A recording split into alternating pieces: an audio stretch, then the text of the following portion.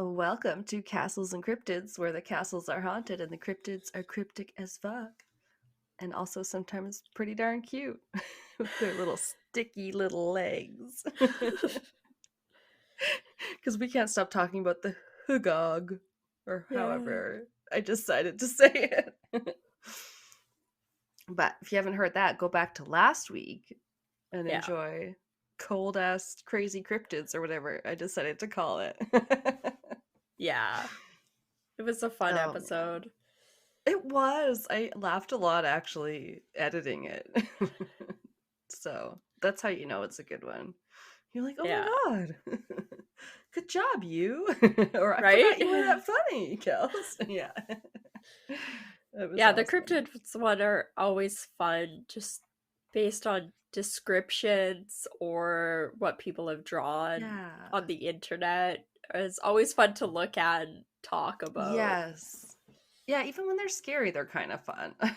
Yeah, exactly. I mean, Bat Squatch was kind of scary, kind of sexy. Yeah, like why does he have to have like an 8-pack?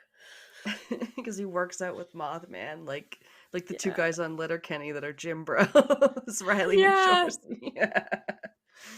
Oh, they're so Oh, funny. I love never know it. which is which. No, I have no idea. Honestly, I think people might have that problem with us sometimes too. I'm not too sure. Um, I posted a picture of you. What was it? Last time you were at my house. Was that for your birthday? Yeah. Yeah, would have been. Okay, so yeah, I was having you hold up our little cornbread skulls that we Oh, made in yeah. a little skull muffin tin. And then someone commented something like, "Hi, beautiful," or something. I was like, "Well, I don't know what to say. That one's not me this time." And sometimes like people kind of get like that on Instagram, which can kind of be a little weird. Yeah. You're like, "This isn't Tinder, but thanks." Yeah, weird. It can be. So, yeah, but yeah, anyway, you you're beautiful and they know it. And Thanks. sometimes I'm like, "Okay, that's very yep." Or like there was one anyway, it doesn't matter. I think one where you were in the hot tub and someone like my dad's ex was like, "Oh, you're so cute, Alanna," or something. I was like, That's "Yeah." not me. But that's Kelsey. Yeah. Okay, so guys, Kelsey's the one with the curly hair, if you're new here. Yeah. Alanna has straight hair. I no Exactly, yes. longer have red hair anymore, so Alanna's the one with red hair. Yep, it's usually at least a shade of darkish red. Yeah. Which was so funny because I think I told my friend to just go look on our website because she had asked what you looked like. She was like, "What's a picture of Kelsey?" My friend Yeah. Chris. Hi, Chris, if you're still listening, because you just started. But she was like, "Oh my gosh, yeah." I kind of pictured more of a bubbly blonde or something. And I was like, bubbly, but not blonde. It's like, it's weird how Yeah. you get a picture in your mind of someone, though. Yeah. And then you're like, oh. I watched, well, I guess normally, like, I'm so used to going to people's, I guess, website pages to listen to podcasts. So I normally have gone Oh. through like their Yeah. about page or Oh, looked at their really? pictures. So I normally right away kind of know Yeah. what that person looks like. So when I'm listening, I have an idea, like Crimes and Consequences. I know what both of them look like in person, and I know Yeah. their voices because they have two not quite similar voices, but like two distinct enough. You Yeah. could tell them apart. Oh, for But sure. Especially I after some time, watched, I'm sure. Yeah. yeah, I watched an episode that they did that was, I think, in conjunction with something else, and it was like recorded where you could see them talking for the whole episode. Yeah. And I still like watching it. I was like, I've seen your faces. I knew what you would look like this whole time, but I can still not match the voice to the person. So even Yeah, listening sometimes I back, get I can that. picture both of them together, but I can't picture like which one's actually talking at any given time. Yeah, I've had that too. I think I'm like, did I just like build up a weird, vague picture in my mind where they like don't Yeah. have a face? Kind of like when you're reading a book and you're like, oh, that guy's just hot, and then like you forget like their specific features Yeah. are, so you just kind of have like in a dream, like just a blur. in your Yeah, and mind. you're like, attractive sphere Yeah, of person. I know. I'm like, I don't have to picture it that hard, and my imagination sucks. So, Yeah.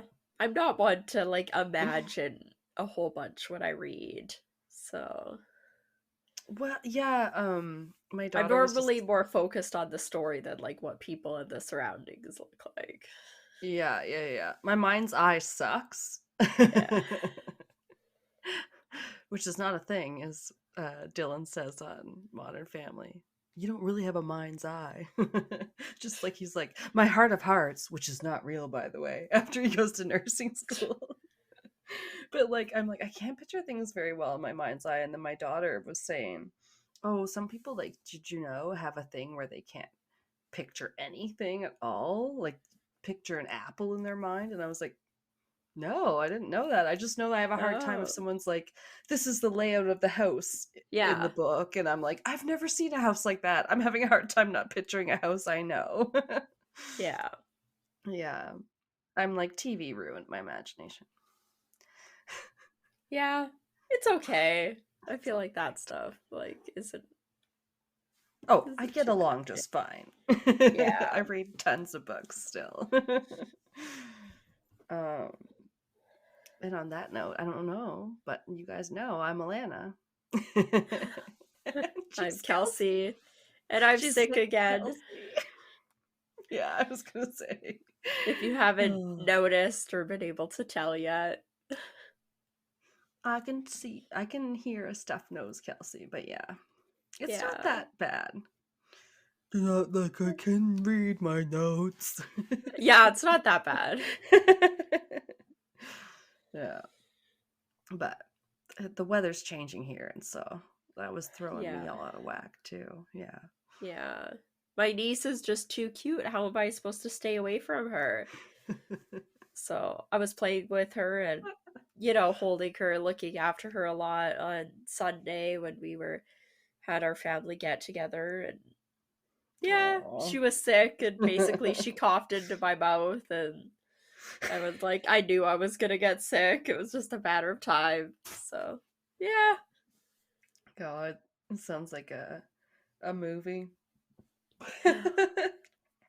Like, someone picks up baby. Oh, you're so cute. They like vomit all over them or whatever. Oh yeah. You're like, great. Oh, but you're cute though. Yeah, yeah, you were talking about her in the last episode and then saying she was making pterodactyl noises. I said, oh, Yeah. Pat, you remember? Rain had a pterodactyl phase, and he went, oh, yeah, but she really more made the noise. And I was like, no, a pterodactyl phase, not a pterodactyl face. Oh. Don't. Well, what are we talking about this week? Besides our random banter. We are Oh my talking god. about, I guess, arson cases, or in my case, serial arson. Because it's, Ooh, yeah, whole lot of serial fires. arsonist. Uh-huh. You guys don't get the spotlight as much. Well, not that we want the criminals to, but there's a shit ton No. of arson cases, I guess, is what I'm trying to say. Yeah, there is. And I recently uh was watching, because I had never watched the show when it was on, Criminal Minds, and Yeah, okay. I'm going back and watching it for the first time. And I'm almost done season 2, I think it is, and they just did Okay. a big arson episode, so they were getting into the psychology of arsonists, and they said most arsonists, I Ooh. guess, at least in this show, uh they aren't intending to like hurt people. It's normally just about like the fire, and if people get injured, that's typically like an unintended like byproduct of being a serial Okay. arsonist. It's more about the fire Right. and setting them than it is about Yeah, hurting people. that makes sense. It's not the most efficient way to necessarily kill Yeah, someone. definitely. But yeah, that's kind of fascinating. Yeah. Um, you're like, okay, so you're Yeah. like on your way to being a serial killer, or like this is just your fun time. You're a bit of a Yeah. pyro. Like, what is the scale here? It's a sliding scale. Yeah. Oh man, I'm ready. I'm ready for the case. I'm sure everyone else is. Yeah, I had told you what mine was, so we knew we weren't covering the same one. I just know that yours is a little, yeah, I think yours is more of a repeat offender, where Yeah. mine is more of a one and done. Oh. Mm. So we'll get What's both that? sides. Cool. Yeah. I'm cracking into it. I'm holding on to my butt. So my case has been nicknamed, or I guess dubbed, the Pillow Pyro. Oh, right. Yeah. It's like a weird name that sounds semi comforting because of the pillow Yeah. part, but then, you lose that in the second Yeah. half. So Southern California was plagued by a series of arsons from, I think, early 1980s to basically 1991. That, Oh, wow. yeah, so about 11 years span, and it cost millions and millions of dollars of damage, and also ultimately led to the death of 4 people. Oh, shit. Yeah. The first one occurred on October 10th, 1984, in South Pasadena, California. A major fire broke out in an Olds Home Center hardware store that was located Ooh. inside of a shopping center. Oh, probably a lot of wood in there. Yeah, it's it was hard to get details about these. Apparently a lot of these were set in fabric stores. I think that's where like the pillow part of it came in, because it was a lot of linens, fabrics, and everything that were targeted so that they Oh were my God. combust and fuel the fire and spread it very quickly. Yeah. Like Watch Yeah. Out Fabric Land or whatever. Yeah. That stores I used to go to. Buy bolts of fabric. Yeah. So the 4 deaths that occurred in the Pillow Pyro case are actually all from this instance.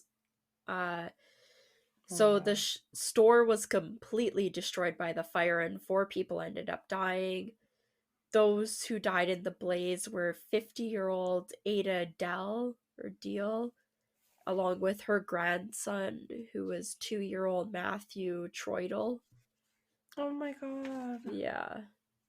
2 years old. Uh huh. There was a 26-year-old mother of 2 named Carolyn Krause, and Jimmy Satina, who was a 17-year-old employee of the store. Holy shit. He's pretty Yeah. young too. Hmm. Yeah, so that's at least the only 4 deaths that occur with the case, but still tragic that it happened. And that was at the fabric store? Place called Olds Home Center Hardware. Oh, sorry. Okay, right. Yeah. Hardware. That one comes up quite a bit, just because, like, linking back. Um, it's probably one of the most important ones because of the deaths. So Yeah. the following day, arson investigation took off in the area, and they began reviewing the destroyed store. And pretty quickly, they declared the cause to be actually an electrical fire, and they presumed that there was no Okay. foul play. Hmm. Yeah. So However, they thought. so they thought, yes. However, a local arson investigator named John Orr, he insisted that the cause of the fire was arson. And Orr was Ooh. later determined to be correct, and further investigations did end up revealing that the fire was deliberately started and the highly flammable polyurethane products that were sold in the store, which catch fire very, very quickly, Right. were set intentionally and caused the fire to flash over very rapidly. So it spread like just whoosh through the area. Crazy. I mean, you wouldn't think necessarily it would be a top target, like for a terrorist or anything per se, Yeah. but it is still like if you're an arsonist, I guess you know what's flammable and whatever. Yeah. So they picked their target. Jeez. Yeah. And then a few years later, in January 1987, this jumps around quite a bit. Mm. There was a convention for arson investigations that was held in California, in the city of Fresno. During this convention, there was several suspicious fires that were set in Bakersfield. These other fires, as well as the recent discovery of a single unmatched fingerprint that arson investigators had recovered that was left on a piece of notebook paper that was Ooh. found as part of a time delay incendiary device. So he was like not just lighting stuff on fire and like Oh. leaving, like it was a device that would buy him some time and then it would start a fire Right. that would spread. Yeah, like kind of how you have like a bomb that has like a fuse attached Yeah, to it that has to get down before it actually makes a exactly. fire. Oh, yeah, that's smart so that you can get out or he can get Yeah. out. So because of this little fingerprint on this notebook paper, this led Captain Marvin G. Casey of the Bakersfield Fire Department um, to suspect that it was actually an arson investigator specifically in the Los Angeles area that was responsible for these fires. This was because there was more fires always seemed to be set during these conventions when they were being held in different towns, like that town and nearby towns around them. Suddenly all their fires would like increase exponentially, just like in general. Wow. Yeah. But like who would necessarily pick up on that connection if you're not looking for it? Yeah, this gentleman did, Captain Marvin G. Casey. He really like led the case really well and yeah. Captain Casey. Yeah. Hats off to you. Yeah. In March of 1989, there was another series of arsons that were committed along the California coast in close proximity with another arson investigators conference that was being held this time in Pacific Grove, California. Hmm. And because of this, again, investigators like reaffirmed that they thought it was an arson investigator that was actually setting the fires. And they went through and actually compared the list of attendees from the Fresno conference with the attendees for this Pacific Grove conference. And that led Captain Casey to be able to create a short list of just 10 suspects that they could focus on. Wow. That really narrows it down. Yeah. Unfortunately, everyone on the list had their fingerprints taken, and one by one they were compared to the one found on the unburnt notebook paper, and one by one, all 10 were eliminated. No, really? Yeah. Yeah. That sucks. In the early 1990s, leading into 1991, yet another series of fires broke out along the Southern California, this time in a more metropolitan and like populated area. This Mm-hmm. resulted finally in a huge task force being built, and they nicknamed it the Pillow Pyro Task Force, named after the arson fires being set using pillows and like other fabrics. Uh, Okay. and their I focus guess, was going to be like finding the arsonist. right. Is it that me or does that name make it sound like more cutesy somehow? Pillow Pyro. I know Uh, it's what he was using. Like, I I get think it's just that. the alliteration of it because they also Ugh, had yeah. additional nicknames, which These two don't make sense to me.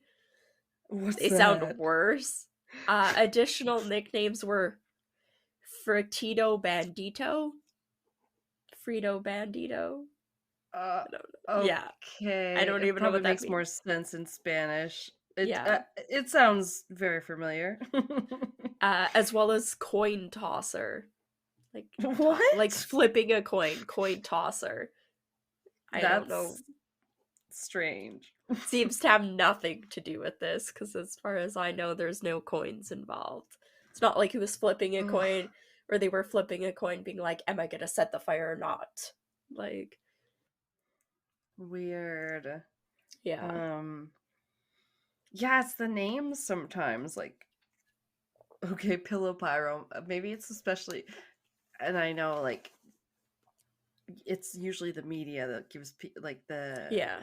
the killers their cool names like the Night Stalker and stuff, and you're like that doesn't make them cool, but um, okay, the Pillow Pyro. It does remind me of something that was on Clerks 2. Which, have you seen that movie? No, never watched them. All you really need to know is that they were working in like a McDonald's type of fast food joint. It's called Moobies. It's like a Oh. cow mascot. And this one guy is working with the older guy and he's teasing him that you've never had sex and well, because my girlfriend says that the little troll that lives in her mouth won't let us kiss. What? And the one that's in her pants is called Pillow Pants. And he makes sure that nothing can happen. It's just, What the hell? it's so, I don't know, it's so funny. That's weird. And he's like, Jesus. what? The other guy's like, what the fuck? That is not a thing.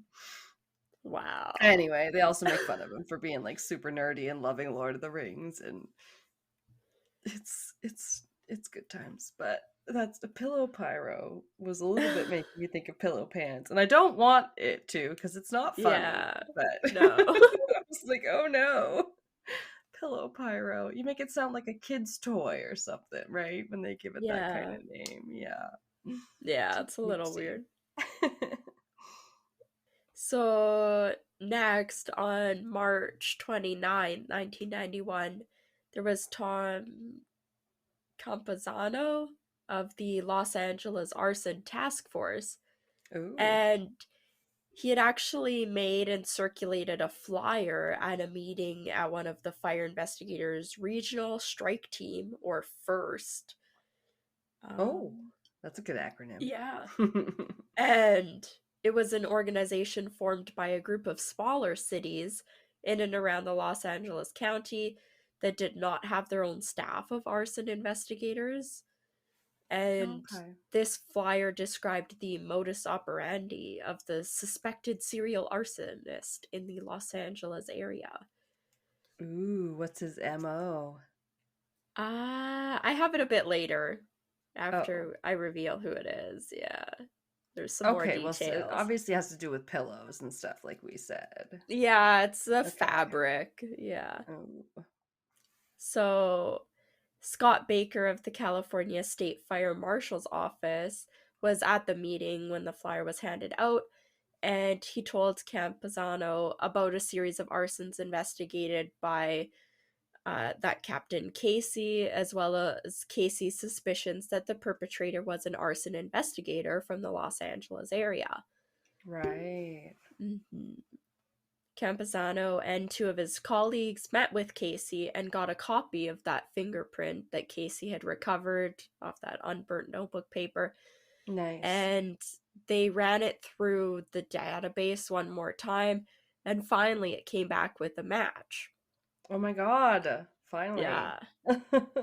On April 17th, 1991, with the help of improved fingerprint technology and cross referencing the print with a database of all past just applicants for law enforcement positions in the Los Okay. Angeles County. So I think they have to submit it if they're applying for law enforcement, and probably something to do with like fire and stuff like that. Anything of that kind of Yeah, I've authority. had to do a police check just to Yeah. work in this certain department, right? So I'm sure they had to do a hard police check where they got Yeah. fingerprinted to get into the force. Okay. Yeah. So Campazano and two of his colleagues met with Casey. Oh, I already did that. Where did I go? Referencing law And enforcement I in only Los work with Angeles license County. plates. Sorry. Yeah. If anyone's like, what? Police check. Yeah, I have to get them for a lot of things. Anyway. Yeah. Uh, Sorry. yeah, so they cross-referenced this and finally learned the identity of the Pillow Pyro. The Mm. fingerprint was an exact match to. Do you want to try and guess who it is? I've said their Drum name. roll. I've said their name once, but I didn't draw much attention to it. I know, and I think I might even know from a like it sounds so familiar. Yeah, it's a big The popular the case. top fire guy, the top investigator that said it No. kept that said it was probably a fire investigator. Okay, okay. Oh, Nope. not quite. No. Okay. Okay. Close. It is arson investigator John Orr that at the Oles Oh. home uh that center Okay. fire, and they all were gonna close it saying it's not suspicious, and he's like, no, it's definitely arson, you need to list it as arson. It was him. Okay. Okay. Okay. Okay. Yeah. I thought I'm a little confused, but that might be who I think I meant. Oh, okay. Okay, but yeah, because like he calls attention to himself, basically. Yeah, Then he's because like, he wants credit. "Oh He my wants them god." not to brush it aside, even I though wonder four if this is people the died. one. Okay, I feel like I might have heard this covered a long time ago on something. Like it sounds like vaguely Probably. familiar in that way where you're like you're listening to it as if it's for the first time, but you're like, is it Yeah. that arson guy? Like he's one of the fire fighters or whatever. Yeah. Okay. That's Yeah. pretty crazy because you're like, yeah, they like to go back and be at the scene of the crime, criminals, but Yeah. This one's like, pretty how do you? famous, so probably a lot of people have heard of it. Yeah. It's still so mind-boggling. Like, you'd still have to make your way into the force or whatever, Yeah. and then It's do all this shit. crazy. Yeah, like it's so cocky. Yeah, we'll get into all that stuff. So the fingerprint that they found on the notebook paper was a match to John Orr's left ring finger. Getting Ah, into John's or Orr's life, John Leonard Orr was born April 26, 1949 in Los Angeles, California, and he was one of three boys in the family. Their parents oh, had got divorced when they were pretty young. I don't know what age. okay. The next bit of information I could find just said after graduating high school, he had joined the U.S. Air Force in 1967 and had shipped out for basic training. He had later transferred to an Okay. Air Force firefighting school. Okay, so pretty much like when he turned 18, he was like Yeah. joining. Okay. He was stationed in Spain in 1970, where he married his high school girlfriend and was later transferred to Montana. You were gonna say And high school sweetheart, weren't you? yeah, Okay, they went to Montana. Damn, yeah, that's just south of us. yeah. I'd like to go there someday. It's pretty nice even in the summer if you aren't going. My brother went the first Okay. time, I think, to go snowboarding and stuff, but even in the summer, it's beautiful there. I could see that. Yeah. I'm like, I like southern Alberta. It's just like more southern Alberta. Yeah, And then keep going, and then you hit Colorado, and like, oh yeah, the Rocky Mountains area is yeah. just beautiful. So after going to Montana, he was honorably discharged from the Air Force in April of 1971. Uh, Honorably. Okay. yeah, and That's it didn't good. say what for, but On reflecting on his time in the military, Orr later said that he didn't like his commanding officers. Hmm. Didn't say anything more than that. I'm sure lots of people didn't get along with their commanding Yeah. officers or their COs. Yeah. So Orr returned to Los Angeles, and he applied actually to 2 police departments and 2 fire departments. I think at the same Wow. time, maybe? While Oh, waiting to he hear back. just wanted Yeah, a just, position of power. yeah. Yeah, exactly. While Huh. waiting to hear back from them, his wife gave birth to their daughter, and Okay. Orr and his first wife divorced not long after she had given birth to their daughter. Oh, Yeah. that Around this sucks. time, or shortly after, he was invited to test for a position for the LAPD, the police department.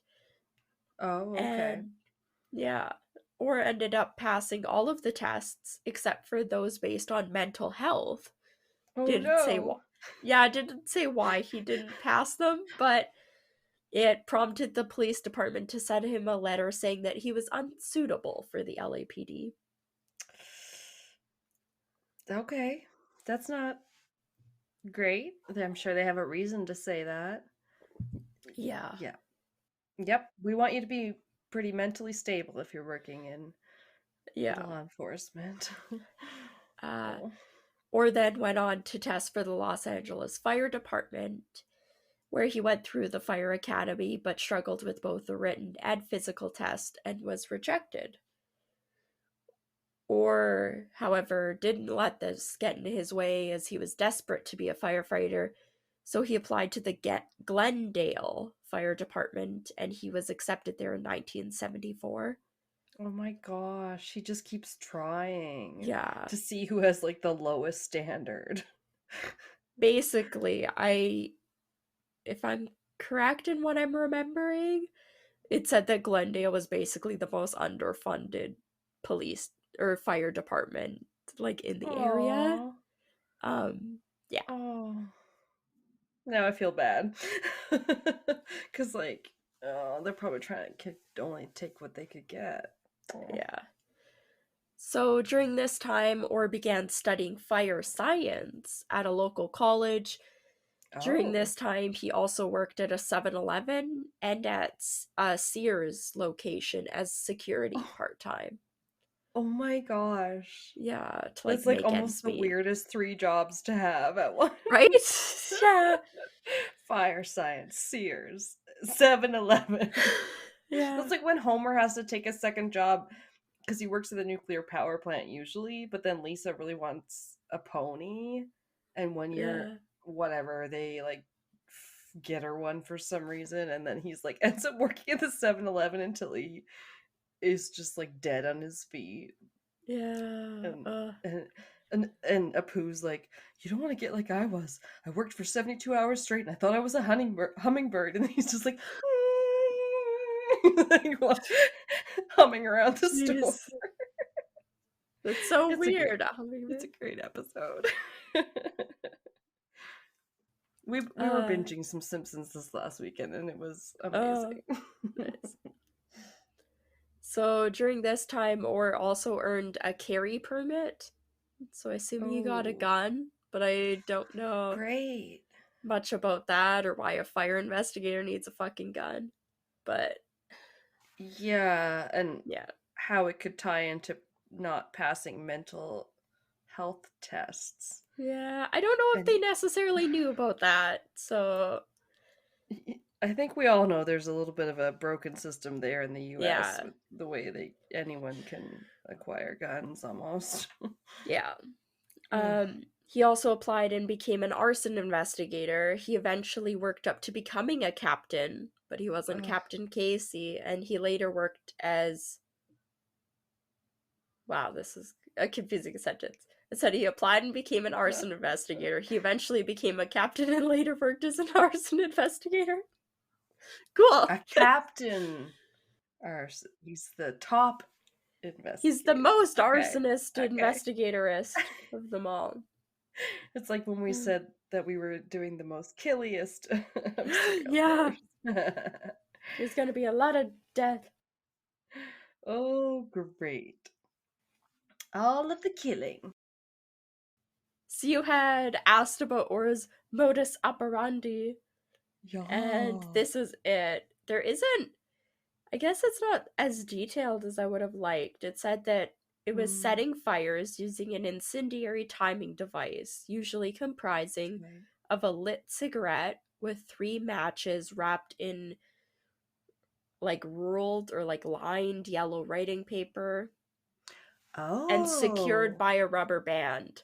So I don't know specific. if, yeah, I think the cigarettes like burned out and then it lit the matches which would light the paper or something. Okay, yeah. There's 3 cigarettes, Yeah. or and then One a match. cigarette, three One cigarette. matches, and then this paper. Honestly, I bet that like that paper, the yellow lined paper is Yeah, thinner and like more probably. conducive to like starting a fire than other ones. I'm terrible if I have to be the one to try and start my own stupid bonfire. Oh, see, I'm You I'm should a see me. self-described pyro. I could stare at I fire all day. I like it. love fire. I love starting fires. I love huge fires. I need your help sometimes. I'm out there with my little bick and then like nobody wants to come have a bonfire with me, Pat. So that I'm trying to like light my little kindling and stuff. Yeah. Um, my sister-in-law told me the best fire starter ever is dryer lint, which is true. It's why you Oh, always got to clean out your lint traps because right. they can This is start a fire true. in your dryer just from the heat and everything. But I could uh, save some of that. Yeah. yeah, she keeps a little bit of it and then she uses that to light because it just whoosh, like lights up. Yeah, good. And then if you put a bit of paper and stuff over top of it, it'll stay lit like just Mm. long enough because you need it lit long enough to light the wood or it's just gonna burn up and then the wood won't have time to It like may have been actually kind of catch on windy fire. last time I tried. Yeah. Yeah. Yeah. Um That's a so good that's idea. kind of, yeah, that's kind of what he's doing in this. It said these devices usually were deposited in densely populated linen stores and left to slowly burn until it ignited the linen around them, Really? which And that's the is, only reason he picked those stores was because they were yeah, more flammable? basically. Great. I He believe sucks. so. Yeah. It wasn't vendettas against these stores or anything like that. Right. The But subsequent stupid. fire was spread pretty quickly through the linen pillowcases, sleeping bags, or fabrics, resulting in uncontrollable fires, which caused pretty big devastation. As they had said at the beginning, it was millions and millions of dollars worth of damage. And during this time, other smaller fires were also started in open grassy hills in order to draw, um, I said it was in order to draw firefighters away from those that was set in the stores, so Okay. that those would be left unattended because people would already be fighting a fire over here. But Oh I no. don't know if that was Yeah. like how I was interpreting what was going on or if that's actually what the intention was because That there's would work. literally You would have to. so many fires that he said. It's outrageous. Ooh. Um Well, I mean, yeah, that so would they, divide their attention for yeah. sure. Uh-huh. Seems like Yeah, a good exactly. plan. But like, yeah, God, how ambitious is he? He's like, I'm gonna run over here instead of fire, and then I'm gonna run over there. Like by Yeah. the sounds of it. It's like, Um okay. from the website thetruecrimedatabase.com, it had a little thing which was Ooh. very specific. I don't know if this is actually true, so I wanted to source it. It said, quote, he would Okay. often arrive at the scene of a fire, stroke his mustache whilst looking up the No. sky, and then point to an area, declaring it to be the point of origin. Considered an expert by his peers with an uncanny ability to determine the cause of deliberate cases of arson, he was right more often than not about the circumstances of where the fire began and how it spread so quickly. He often wrote Was articles for he? Meg. Yeah. Um, and then I continued it because they kind of talked about this on that site as well, saying that he often wrote articles for magazines about the series of fires. He conducted interviews with local TV stations where he often reassured the public that they were doing everything they could to catch the culprit. Oh my god, what an Yeah. ass. He was like, "It's okay. Everything's gonna be okay. We are on the case. I'm the one setting the fires." Like, Like vibes of those criminals that are in healthcare, whether they're a nurse or a doctor or whatever, and they like some of them will just put something in the IV to just start a yes. cardiac Oh, arrest or whatever to try and save the patient and look really good. Not that uh, they're yeah, not that their end goal is to kill them. They more like are like, oh no, I just want to like look good. And you're like, what the fuck? You still have a right? messed up Uh, whatever of power going on. Like yeah, that's a not hundred cool. percent. Yeah, you Yeah. kill people that way. Oh, people are messed up. That's crazy. Um, yeah, so that takes us kind of into his history and what he had going on. So we'll jump back. He um basically to his arrest or had actually originally appeared on that short list of 10 suspects when they had cross-referenced both those things. He was on that short list, but he had been Okay. cleared. Yeah, he had been Had he? cleared because his fingerprint didn't match the print at the scene. Oh my But god, I don't really? understand how, because his print at the scene is also how later they confirmed it was him. So I, Yeah. yeah, I Like don't really get that. Prince DNA. Not always 100%, Yeah, honestly. Yeah, things can fuck up. That's the scary part, too. We think we yeah. know everything now, but it's like you're always still learning. Wow. After this, Orr was identified as the Pillow Pyro, or after he was identified as the Pillow Pyro, he was investigated and watched for several months before they arrested him. Because they act like they needed something on him to like put him at the scene of Right. somewhere. Okay. Uh, Authorities ended up hiding a tracking device in his personal vehicle, and in May of 1991, while leaving one of the fire conferences, Orr found that tracking device, and Oh. he didn't know it was a tracking device, so he rushed to a nearby police explosives range, thinking that the tracker was actually a bomb attached to his vehicle. He was like freaked the fuck out. I'm Uh, sorry. How big is this tracker? yeah, right? On Yeah, every FBI show ever, they're tiny, just like all their right? earbuds since Yeah, 2000, the year 2000 onward. Before, I don't know, I'll listen to Office Ladies and they're like, "Oh my god, Jim and Pam were talking to Pam, we're talking to each other with Bluetooth." And like that was barely a thing then. I'm like, "Oh my god, yeah, yes, it really was."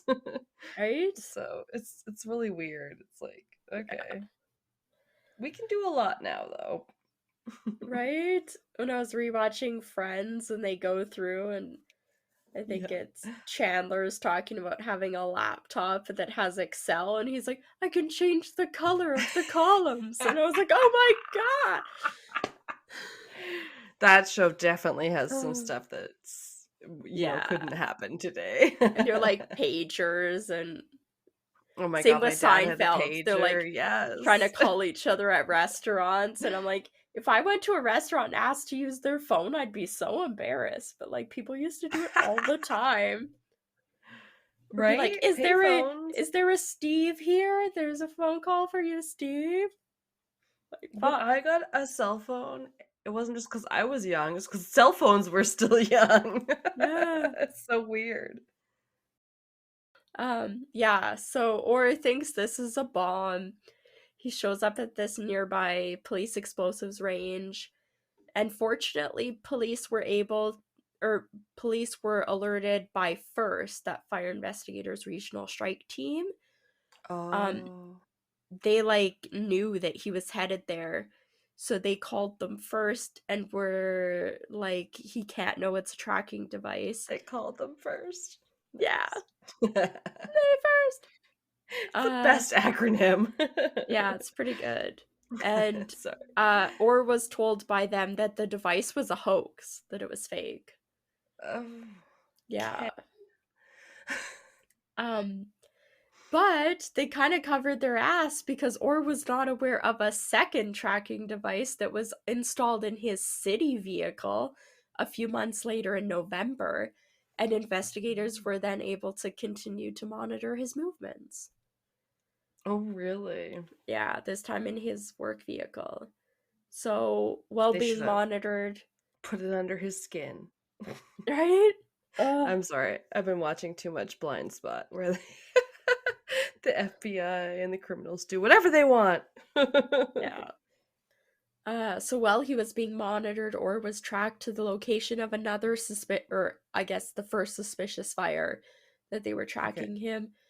Uh, what?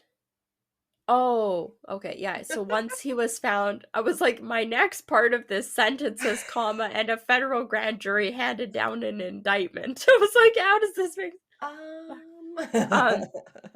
So Okay. yeah, once they could put him at the location of this suspicious fire, a federal grand jury handed down an indictment to have him arrested.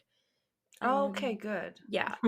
And then Orr was finally That's arrested awesome. on December 4th, 1991, and he was charged with arson for a series of fires not related to the 1994 South Pasadena Ole's fire that killed 4 people.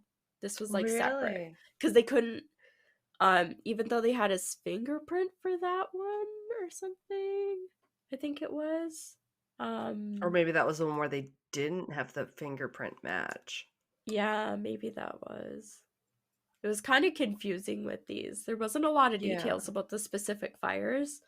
Yeah, I bet. Um, one of my sources, I didn't include any of it, but one of my sources had a really nice write up about like what happened in the Ole's fire and like people's last words and like how their days were Oh, going, and had like really good backstories. But I felt like this was too much already, and then that would be like really yeah. sad. But I'll have it on the sources page if anyone wants to read it. I don't know how No, I get factual it that. is, but That it stuff can be was, good details, yeah. but like it can also be a lot. Yeah. Yeah, because it was just about the one. But yeah, Hmm. so Orr's finally arrested. And after he's arrested, it's kind of weird. Another thing that comes about with this case is the fact that Orr had actually been writing Okay. the manuscript for a novel that was Oh, called right then. Points of Origin. Oh And my God, right. Okay, yes, that yeah, sounds familiar. Sorry. yeah, Oh, I'm just gonna write this novel about points of yeah. origin, fires, and how they start. Great. So it was a fiction, right? Not nonfiction. So confused. Yeah, Quote fiction. unquote. It was published as a fiction. As far as I could tell at first, I thought it was published at this time, but I guess it was just a manuscript that after he Hmm. was arrested was later published, because I think you can read it. Oh Um, gosh. Oh, that's kind of yeah. yeah. All right. Well, Um, if you read it now, who gets the money, I suppose. Anyway. yeah, hopefully not him. Yeah. Uh, so this whole manuscript was found and reviewed because people were confused. So Orr had written this manuscript with details, um, which follows the story of a fireman who is also a Right. serial arsonist with a That's like few. Mark Twitchell. Well, I was just Yeah, writing a screenplay about a serial killer right? who acts just like me. Yeah, It's exactly. not me. Um, he had written multiple copies of the manuscript of this book with a few variations between each one.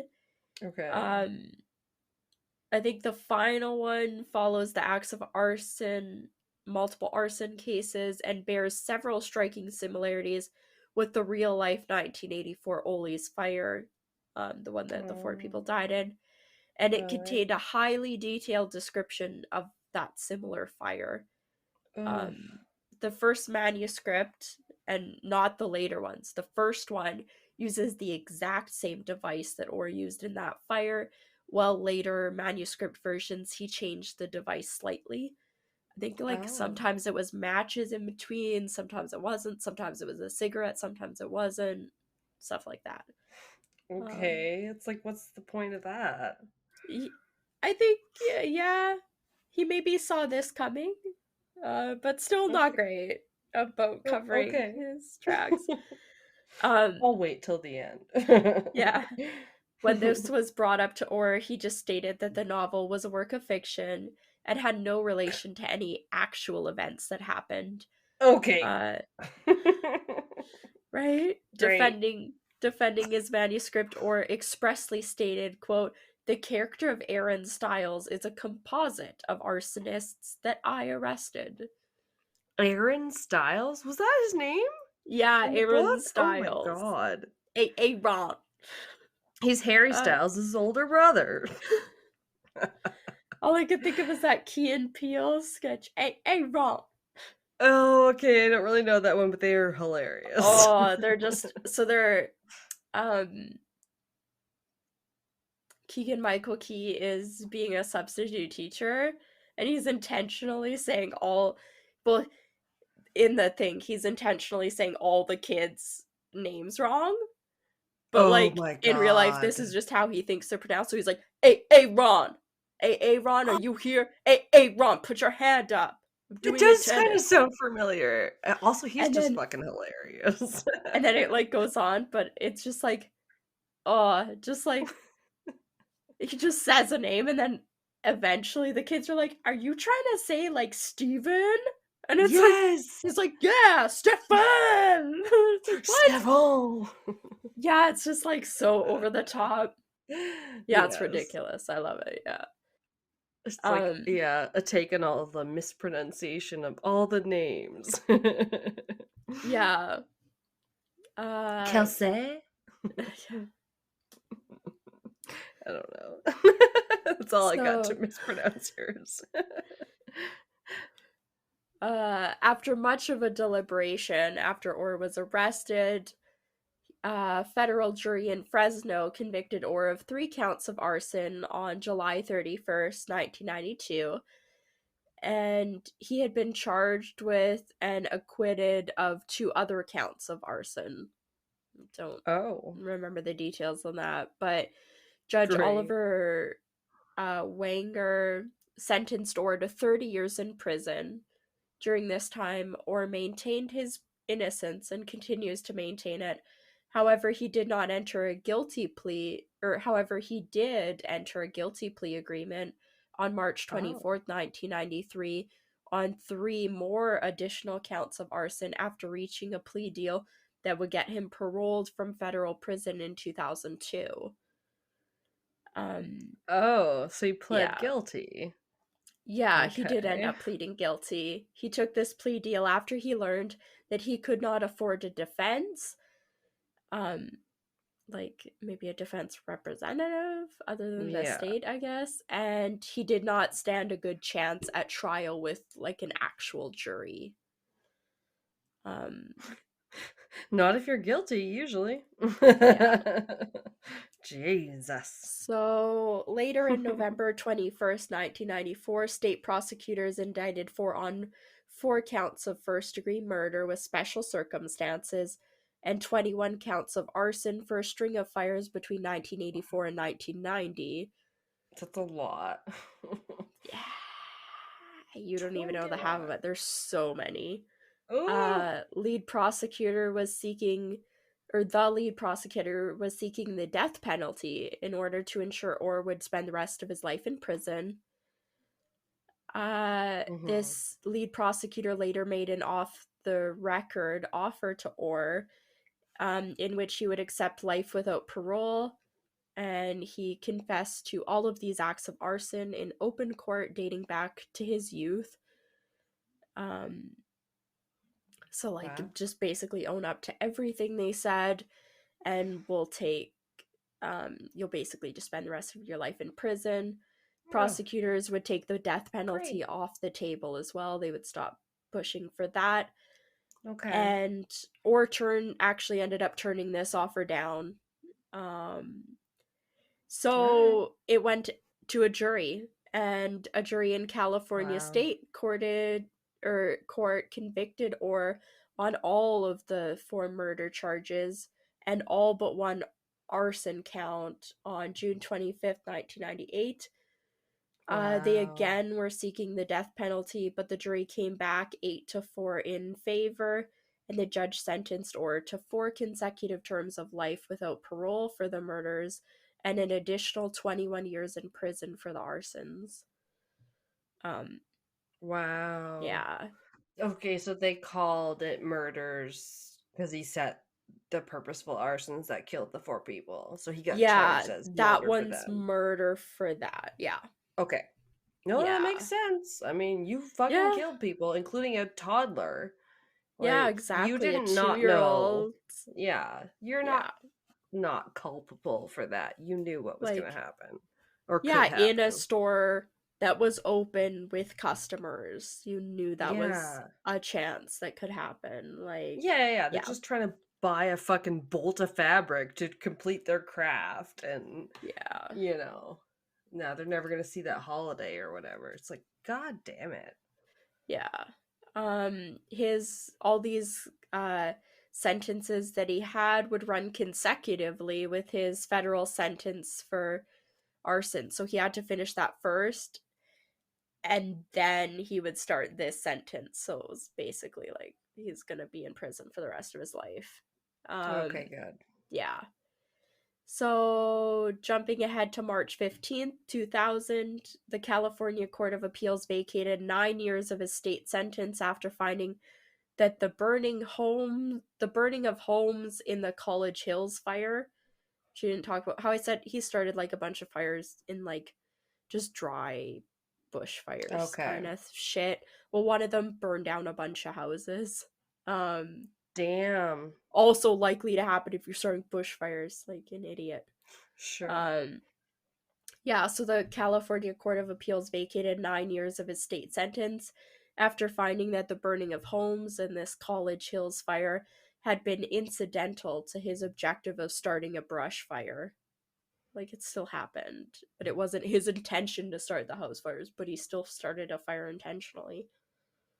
Oh my But they gosh. got rid of nine That's years of his semantics sentence. at that point. Yeah. You're splitting hairs. Like, Um, you don't know yeah. what's going to catch on fire when you start a fire, but you know you started a fire. Yeah, So you're exactly. definitely responsible for that. Yeah, it's called Gosh. consequences. Like, Oh, fuck. totally. Yeah. Oh, I'm Uh, not culpable for this. It's like, yeah, you are. Ugh.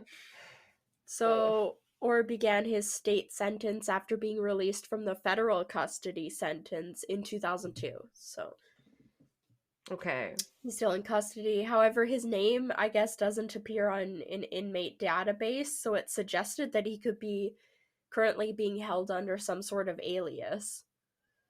Oh. Because his, yeah. Okay.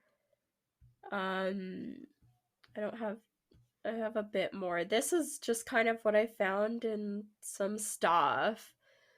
There was some arson investigators and an FBI criminal profiler.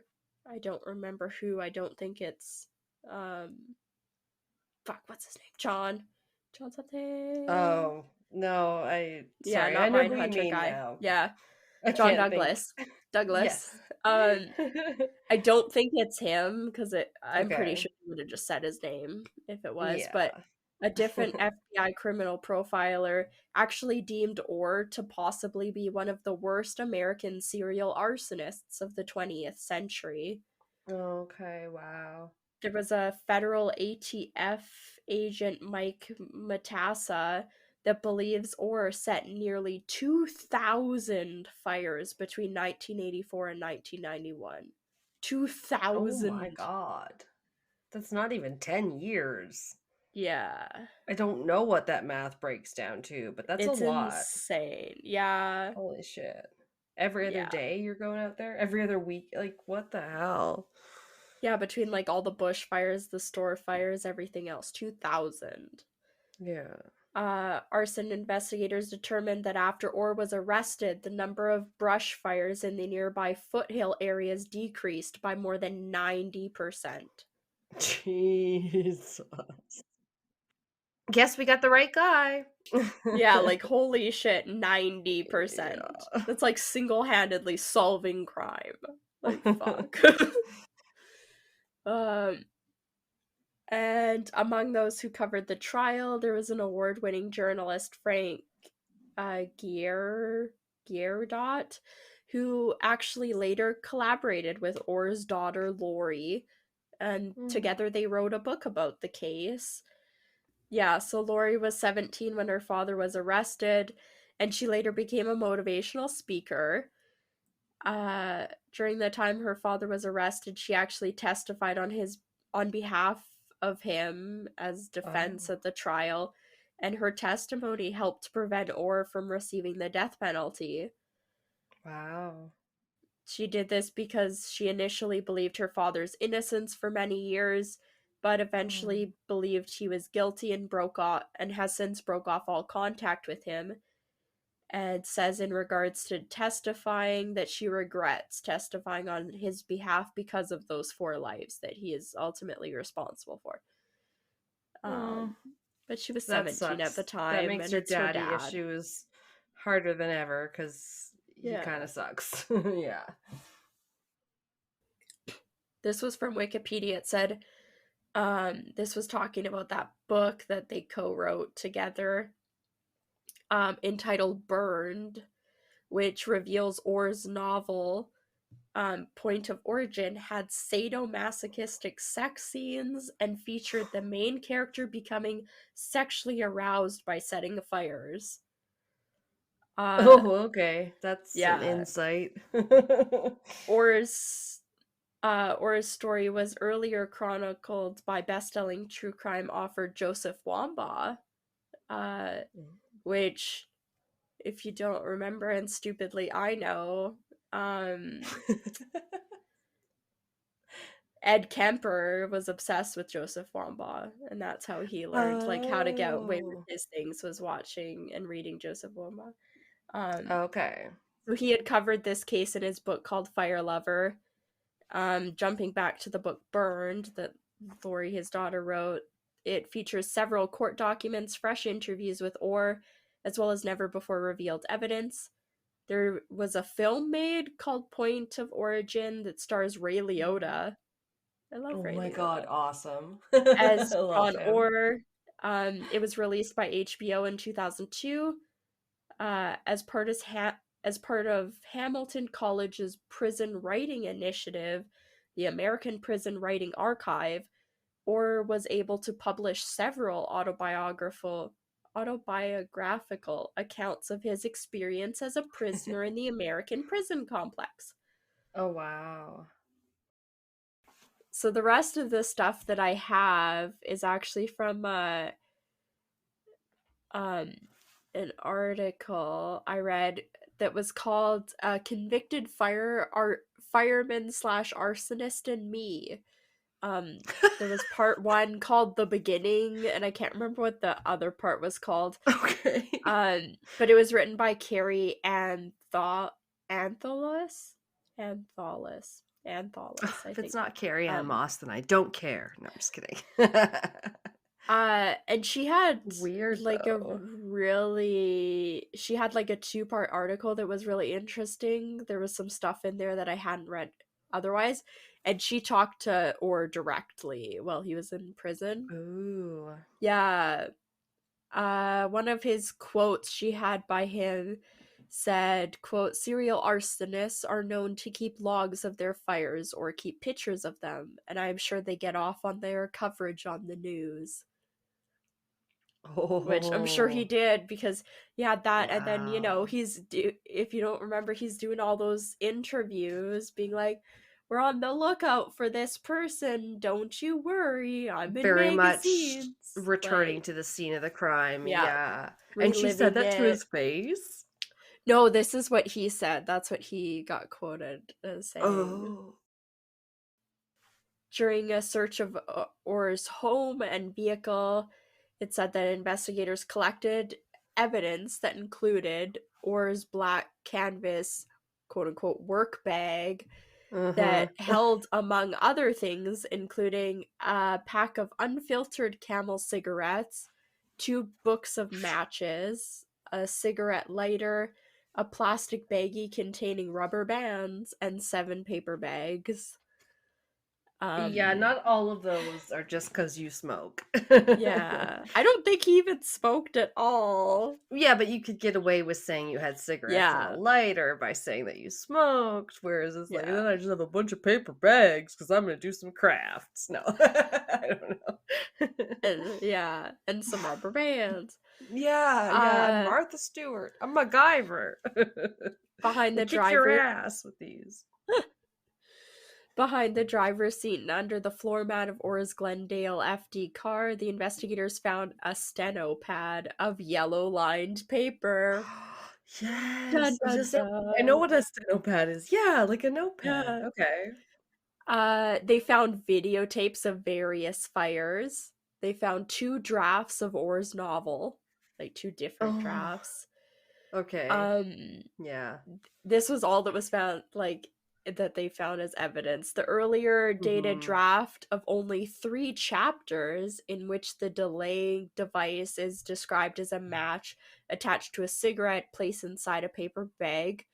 A later dated complete draft of the novel, in which Orr has removed the matches and the paper bag and turned it into a bead of glue on a cigarette to hold it, I guess. I don't really know. It's not too clear. Okay, so whatever, the Uh, details are slightly different than in the book yeah, or whatever. yeah. Sure, okay.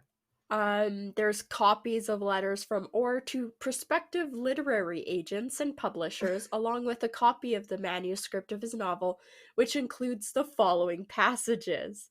Oh. So this is what he's this is literally what he typed out to be like, you guys as literary agents should publish my manuscript. Oh no, So I'm this just gonna is grab my literal drink here. Yeah, this is I'm little ready. blurbs he wrote at different times to different publishers. Are you ready? The first Okay. one. Yes. Points. Not even points of origin, but points. Is the story of a Oh, so not serial. bullet points, but okay. No.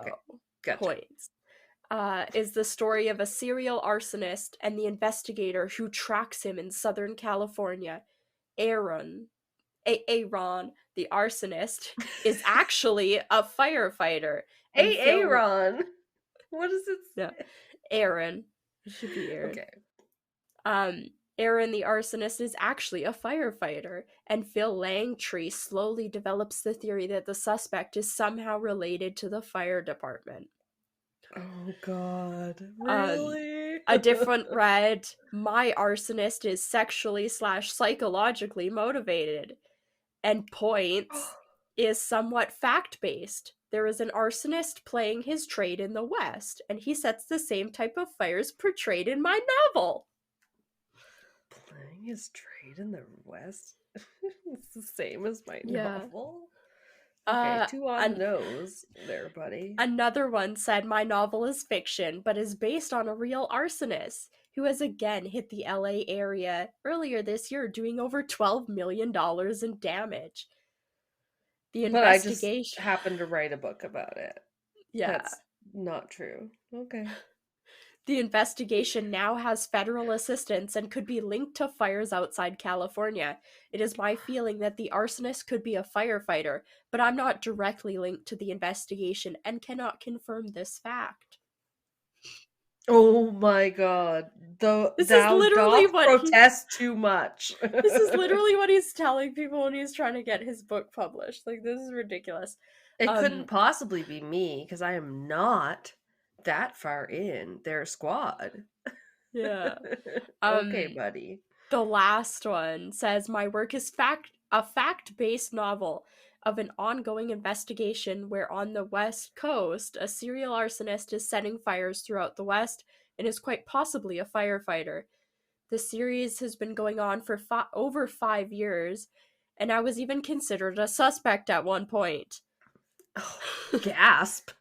in early In early May of this year, I found a radio tracking device attached to my car in St. Louis Obispo while I was What? attending a conference. Ironically, my protagonist experiences the same situation. Oh, I had a so ironic. Call up Alanis Morissette. I had already written Isn't this it chat ironic? right? Sorry. I had already written the chapter dealing with the protagonist being tailed before I found out I was being followed. By the Did way, you? You're a and then genius. uh I just love this last one. It just says, "By the way, I'm not the arsonist, and the investigation out here continues. My work is fictional." I Oh love it my so god. much. That So just sounds like a disclaimer. um The following stories are not true in any relation to actual events or yes. coincidental, blah, blah, blah, blah, blah. Yeah. I should have ended it with that, but I have a couple quotes. Ooh, This okay. was uh what Carrie Anthelis had asked him. She had asked him, "What I would like you to do is to take me into what you imagine the psychological profile is of the person who set those fires." This was after he was arrested. So they know full well. Oh, Like she's basically but she's like, "Walk me through." Um okay. Very like Ed Kemper of like the Mm, arsonist, the murderer would be this. They would feel like this. right. So John Orr responds, "There's Excuse pretty much a standard profile on pyromaniac. There's 7 different motivations for setting fires. Pyromania is one that's all by itself. The standard profile of a pyromaniac is someone that is very insecure, a loner in me. Mm. particular, very Oh, different than the 2 guys, to get together and set crime diversion fires." I think that's like so that you can get away. People that like start a fire right. so that they draw attention and get away. Yeah, Um, if they committed murder or something. Yeah. yeah. This guy is by himself and he drives a Hmm. thrill from the inadvertent attention that he gets after the fires have been set. He blends into the crowd Mm. and stands with the crowd and maybe even gets a little bit gregarious and actually mingles with people in the crowd while normally he would avoid crowds. You know, maybe he's the type that sits down the block and with a pair of binoculars and watches the activity in the fire. Damn. Uh, but out of the 40 serial arsonists that I apprehended, the vast majority of them were the loner type guys. Um, Okay. this is a similar quote, but it had different stuff. They were very insecure, typically had drinking problems. If they were the older guys, the younger ones had very difficult times getting along with people. They were bullied and just the Mm. standard insecure type of person where the fires became their friends and they felt the importance. And Oh. they felt the I importance mean, I don't by understand that being part, but the rest yeah, is sad.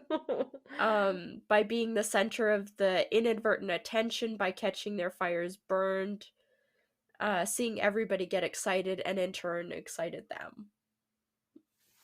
I Yeah. mean, people want their 15 minutes of fame, and Yeah, that's the gross part you see about like the mass definitely wanted it. shooters that are like, Yeah, well, as long as my name is mentioned, and kind of right? thing. They don't say Yeah. that, but yeah, Um, it's kind of gross. but that's the end on what I have. I do definitely Oh, want to um look up and try and read Lori Orr's book that she wrote Burned, I think it's yeah, called. that Um sounds good. yeah, I think it'd be really cool. It goes through, I think, basically her whole life, and I'm sure coming to terms with her dad, like being this from when she was defending him at the trial and how she Oh, feels right. now and everything like that. I think that'd be a cool read because we don't have a lot. There's a lot about like them, but not always a lot of people are like to talk about the family of like the serial killer or like the person that Mm-hmm. committed the crimes.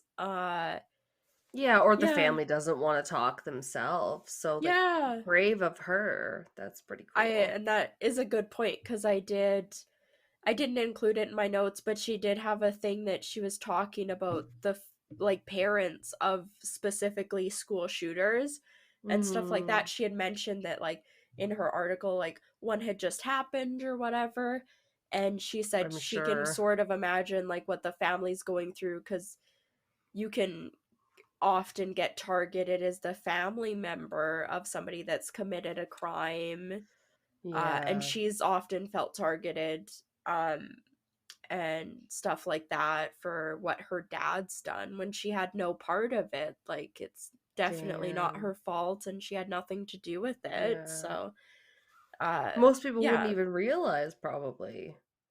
That, Yeah. I mean, you just told me a whole case on her, but if I saw her walking down the street, or if Oh, I didn't get yeah. reminded what her name was, I'd be like, "Who?" Yeah, So, exactly. it's just too bad. Yeah, it's like we don't need that. We all are pretty harsh on each other enough already. We don't need the sins of the father revisited on Yeah, and the the family. kids. Yeah. Yeah, just stop blaming family members or Uh-huh. like parents and stuff like that sometimes. Like, it's not Yeah. always the parents' fault when a kid decides to commit crimes or stuff like that. Like, I know it yeah. always, if you ever hear a case where like it's a parent of the victim then um reaches out in court and like embraces the parent of the perpetrator, and they're like, I Yeah. know you're losing maybe a son or whatever, just as I lost a daughter because they're going to jail, or you're going through some Yeah. shit. Like, I'm always like, oh my god, like how powerful is that you could like lose your child to someone else and then embrace their Yeah. parent. It amazes On me. Crimes and Consequences, they just had a case that was extremely horrific. Mm, And uh, it okay. was this young boy. He was 21. He had like massacred like this family basically Oh my because this gosh. the parents had said he wasn't allowed to date their daughter anymore who was 16, and Oh, he had like a well, criminal okay. record. He had a pretty bad Jeez, criminal record and all this stuff, and they that basically sucks. like they didn't want him around anymore, and he waited like a Ugh. couple months and then he went in when they were sleeping and he like shot them all including the daughter Oh and my everything. god. Yeah, it was crazy. And then he ended up like kidnapping because there was 7 kids and one of them was a bunch of them were foster kids, and uh Okay. he ended up kidnapping 3 of the kids and then like raping one of them or whatever. She was like Oh my 13 or god. something. And then he let them all go, and that's how the cops found them, is because he let them go in this like area and they walked to the nearest house to call the cops, and they're like, who did this? And they're like, well, like basically my sister's ex, like, and all this stuff. But Yeah. they went through, and so he had gotten tried for it and all this stuff, and he was sent to prison. And um in the Wow. community, it was a very small community. Like, I'm talking, this town is 600 people. Like, it's Oh my fucking god. tiny. And Yeah. uh I don't think it was the judge or anything, or it might have been like the church pastor or something, said hate the crime but don't hate the soul of like that person. Like, It's it very directed hard. towards, like, that kid Yeah. because he had problems his whole life. So they were saying hate the crime he did but don't hate his soul, which I think Right, is really, or hurt the it's a hard way family. to look at Yeah. it, but I think it is the best way to look at it in the long run. Hopefully, he can Oh learn from his yeah. mistakes, but yeah, So hard to hear about people that have turned to that, but then so easy to realize that we all have the potential for evil and yeah, violence and terrible things. And like pretending that you don't is like, I don't know, kind of sticking your head in the sand. Because, yeah, like, we all put it on Adolf Hitler, but like, right? Like, it's not like he wasn't influential on all the soldiers and stuff that he had, yeah, and how like people can be convinced they're doing right. By somebody very And charismatic and all that yeah, stuff. we don't always have the same ideas of right and wrong. I Yeah. mean, it should be Like, not killing a bunch of people, obviously, but it's like, yeah. oh, I don't know. Oh, that's rough. Hmm. Oh, Yeah. that's thanks. I hate it. Right? Yeah, it's pretty brutal. Yeah, it does sound familiar though. I do think that maybe I Yeah. have heard that one at least maybe once before. Not a lot though. It's like it should get covered more. But Yeah, it's been covered quite a few times, but I don't think it's by like the kind of ones we listen to or anything like that. It's and uh, not by us. yeah. There's some people that just listen to us for true crime cases. Maybe just my family. I don't know. Well, That's all not right. Ressa. My sister does listen to My Favorite Murder too. But the Yeah. other ones, like my mom and my brother, I'm like, you just listen to me. Yeah. um, damn. Well, I don't have anything much more happy than that, Yeah. but Well, might not be something you've heard about. So yeah. I'm that's always excited. interesting. Uh, I mean, yeah. It's like you should be terrified. No, it's not great, but that's what we do here on True Crime Week. So Yeah. whatever. We had Yeah, fun I with hadn't heard of this one, to be yeah. honest. It should be enlightening, maybe. Um, and it does have kind of an ironic name because it tends to go by, like on Wikipedia and stuff, the Happy Land Club Fire. Happy Land Club Fire. Okay. I don't it's not ringing a bell. I don't think I know this No, one. me neither. But the club happened to be called Happy Land, so that's just what Oh, okay. prompted it. And yeah, it was definitely kind of before our time. Like I was 2. It was March 25th, 1990. Um, Jeez. I yeah, was in the -5. That's what I was nice. saying. It was pre-5. I know it's like I don't know many cases from the 90s necessarily, except for maybe I think Yeah. John Bonet is from the 90s, and I'm like, okay, Yeah. well, I know that one. But yeah, I did not know this one. That's for sure. It's pretty crazy. Yeah, and this one's just basically one incident. Like I said, it's different than yours, and that's kind of how I ended up going that direction because there was, oh man, the short list for arson cases is like there are some Yeah. serial arsonists, and they are Yeah. scary as fuck. And I was Yeah. like, if you're already doing one of those, maybe I will pick something slightly different. Yeah, Not it that works good. yeah, I'm like, not that it's less scary, but at least it's shorter, maybe. Um, I don't know. But yeah, definitely didn't know about it. And this Happy Land Club nightclub was on the second floor of a quote rundown building on Southern Boulevard in the East Tremont neighborhood of the Bronx. Mm. So it reminds me of one that I've been to before that Pat went to DJ at that was located on the second floor of a building. I think there might have been like a convenience store or some other business on the first floor. Oh, yeah. It's here in Edmonton.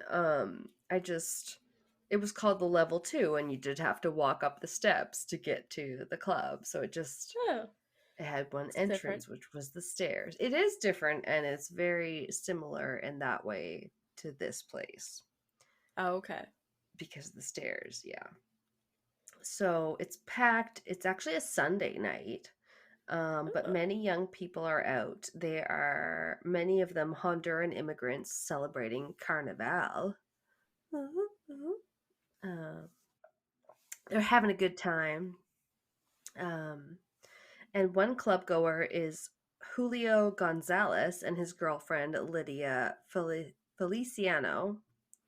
And Lydia had recently just stopped working at the club as a coat check girl. She had worked there. This was her boyfriend, and either she just stopped working there or wanted to stop working there. And her boyfriend Julio happened to grow up in Holguin, Cuba. You know what? I don't know if that's the right pronunciation, to be honest. I couldn't Ironically, help you. ironically, my mom said she was like, "Oh yeah, we just sent your parcel off for your birthdays and stuff because I'm going to Cuba," and I was like, "Oh okay, have fun." Oh, nice. I know, must be nice to be retired and like travel and stuff, right? Yeah. But she was like, "I just send off your Valentine's Day / Pat's birthday / your birthday parcel," and I was like, "Oh," and she was like, That's sweet. "Don't open your stuff until your birthday," because they're all within 2 weeks of each other. It's like Yeah. Valentine's Day, then 2 weeks later is Pat's birthday, then 2 weeks later is my birthday. It's all crazy. Yeah. Nice. Anywho, so yeah, it happens to be packed for them that night, and Julio Gonzalez is there with his girlfriend Lydia Feliciano, and well, we only know more about Julio, who grew up in Holguin, Cuba in the 1950s, who was born October 10th, 1954, and he went on to serve 3 years for deserting the Cuban army in the 70s. Oh, okay. Yeah, he got a little bit in trouble there for not sticking with them. um, and then he eventually joined something called the quote Mariel boat lift, which I hadn't heard of. It has nothing to do with boats No. that I can see. Okay. I have no No, idea. I know, right? Oh my god, yeah. Well, it doesn't matter. But last I cut out something where I was like, wait, it's like that railroad to Canada, and then I cut it out because I couldn't remember like Underground Railroad, and I was like, oh my god, it sounds so stupid. Um, okay, so the Mariel Boat Lift was an effort organized by Cuban American, but citizens, I guess, and agreed to by the Cuban government that brought thousands of Cuban asylum seekers to the U.S. Oh, okay. Before Trump, they were letting people in. Yeah. But as it later came out that many of those refugees had been recently released from jails and mental hospitals, so that wasn't that great. Yeah. Okay. And that honestly, I didn't dive deeper into it. I don't know, but it applied to his situation. Because, in fact, Julio Gonzalez had actually faked a drug dealing history to get into the country of the United States Oh via my this god. program. He Yeah. faked a drug dealing. Oh wow. Okay. I That's guess because it brought people that were from jails and mental hospitals, so he pretended he was from a jail? That's my wow. So they only understanding. wanted criminals. They like, we'll take your sick, you're weak, you're poor, Yeah, whatever. yeah, yeah. You're They criminally convicted. You're only con men. if you're not a drug dealer, we don't want you. Oh my gosh. Don't even get me Wow. started. I love watching Arrested Development where they joke about like Lucille is like, it was my idea to build a wall and all this different stuff. Oh yeah. Anyway, she's not like Trump necessarily. She's just a drunk grandma, but it's funny. Yeah. um okay, so he first found himself Julio did in Florida for a while, then he bopped around to Wisconsin, Arkansas, and finally settled in New York State, where shortly before the night of March 25th, 1990, or perhaps on that night, I wasn't too sure, he definitely does get fired from his job at a lamp warehouse, I guess. Okay. Yeah, so he's not happy about that. The fateful night, he decides to go into the club, and that whether it was on that night he got fired, I'm not sure, but on the night of March 25th, he goes into the club like many others, where he apparently gets into an argument with his girlfriend Lydia. And they had kind of a tumultuous relationship that was kind of on again, off again for about 6 years. Hmm. Yeah. So at the time, she had been working at the club as a coat check girl. Um, and apparently, the argument had something to do with that, whether she quit or he didn't want her working there anymore. It's like Weird. unclear, but the relationship was kind of on the rocks, and then they're kind of Yeah. fighting, and he kind of grabs her in some way, and that's when a bouncer, sorry, has to intervene. Oh, And okay. yeah, like it's not going great. He gets told by the bouncer to leave because they're fighting, and then he gets completely kicked out of the club by 3 a.m., which is like way later than they're ever open these days, but Yeah, 3. jeez. But it's also due to be noted that the club itself was way overdue to be closed because it did not meet fire regulations. Oh. Yeah. The building had been ordered to shut down just months before in November of, I think, the year before. So just a few months before. And the operators were facing eviction because the bar lacked proper fire exits, sprinklers, and alarms. And there weren't really even any windows on the second floor. Oh, jeez. That doesn't sound good. I know it sounds like a cell block. Yeah. Um, so after Julio Gonzalez got into a fight with his girlfriend there, he then walked 3 blocks to an Amoco service station where he found an empty 1 gallon jug and bought $1 worth of gas. Which Jesus. I couldn't find the exact time money converter, or if there's Oh a website God. actually called that, but apparently it's about $2.30 today, US. According to the US inflation calculator. So a couple So gallons, probably. yeah, not a Most. lot, obviously. Yeah.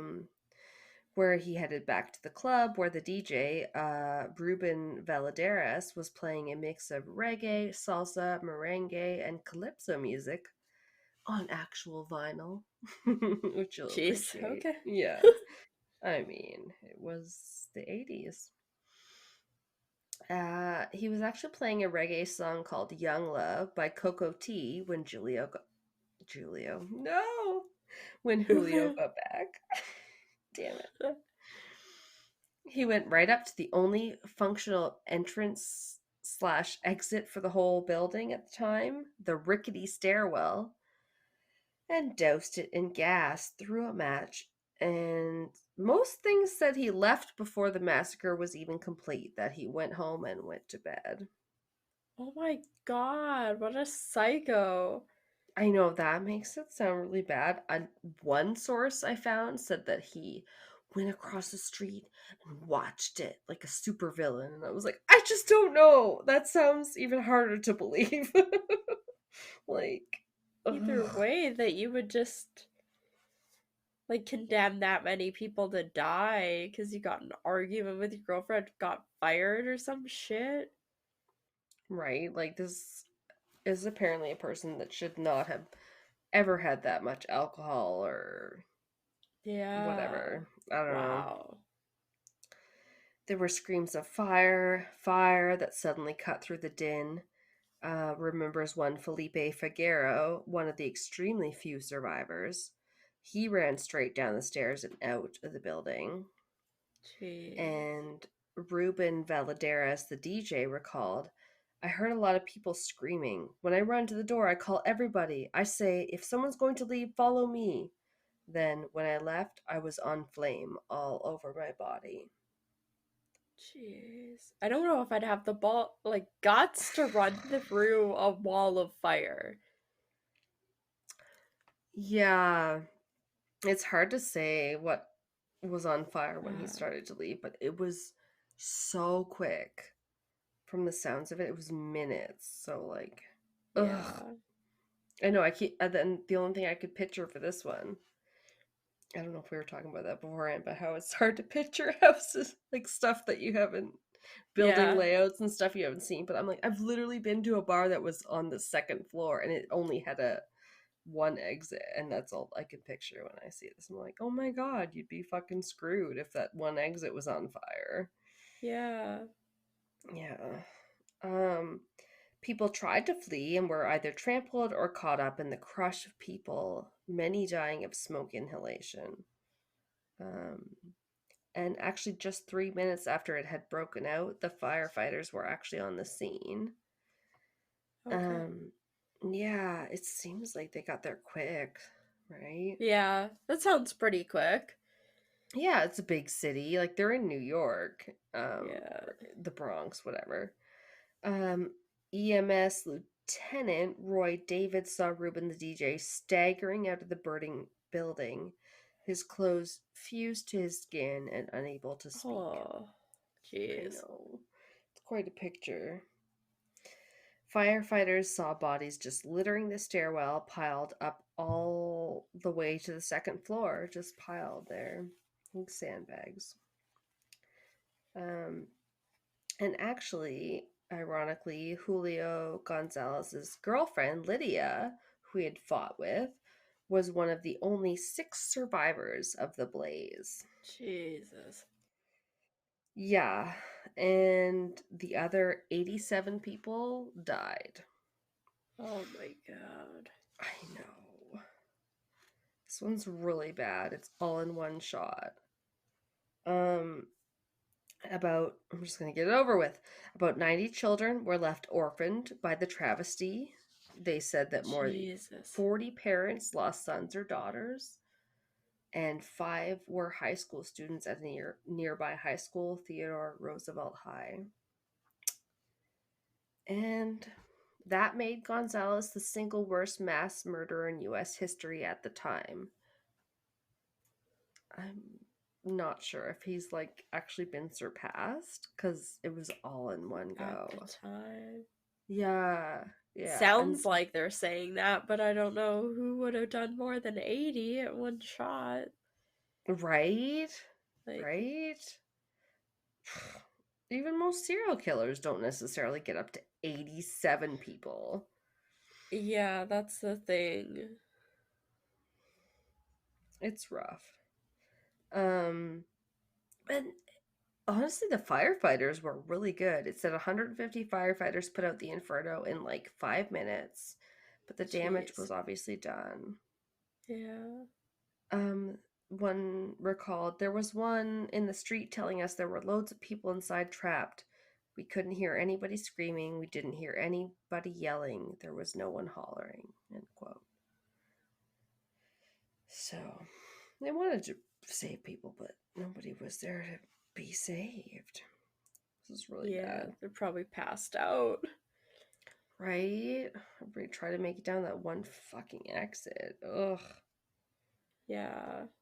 Um, Another gave a different breakdown of how it was 61 men and 26 women that died from a combination of smoke inhalation or in the rush for the door. So, 7 victims were actually all from one family. Oh my I, god. I know, I don't know if they were cousins or what, but at least 6 people were found trampled to death right at the doorway, and others were found hugging each other under the tables and hiding behind the bar. Jeez. I know.